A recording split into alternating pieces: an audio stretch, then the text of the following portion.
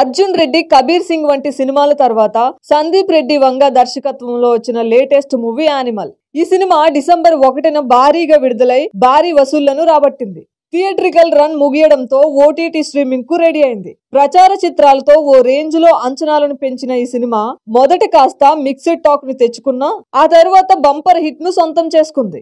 ఈ సినిమా వసూళ్లు 1000 కోట్ల వరకు వెళ్తాయని భావించారు ఫ్యాన్స్. కానీ షారుఖ్ ఖాన్ హీరోగా నటించిన చిత్రం డంకీతో పాటు ప్రభాస్ నటించిన సలార్ కూడా ఒక రోజు గ్యాప్ తో రిలీజ్ అయ్యాయి. అంతేకాదు ఈ రెండు చిత్రాలు కూడా మంచి రెస్పాన్స్ ను దక్కించుకున్నాయి. దీంతో ఇక యానిమల్ సినిమా రన్ కి ఫైనల్ గా ఎండ్ కార్డ్ పడిపోయింది. దీంతో ఈ సినిమా ఓటీటీలో ఎంట్రీ ఇవ్వడానికి రెడీ అయింది.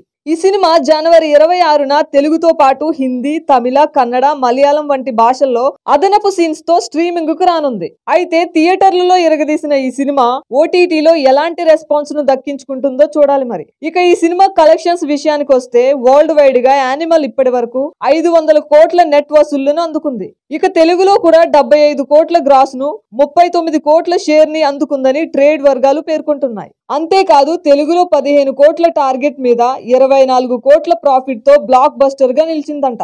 ఇక అమెరికాలో ఇప్పటికే అక్కడ $13 మిలియన్ వసూలు చేసి వావ్ అనిపించింది. రణబీర్ కపూర్ కెరీర్ లో బిగ్గెస్ట్ హిట్ గా యానిమల్ నిలిచింది. సెన్సార్ బోర్డు నుండి ఏ సర్టిఫికేట్, ఈ సినిమా ఓటీటీతో ఫ్యామిలీ ఆడియన్స్ నుంచి ఎలాంటి రెస్పాన్స్ ను దక్కించుకుంటుందో చూడాలి మరి.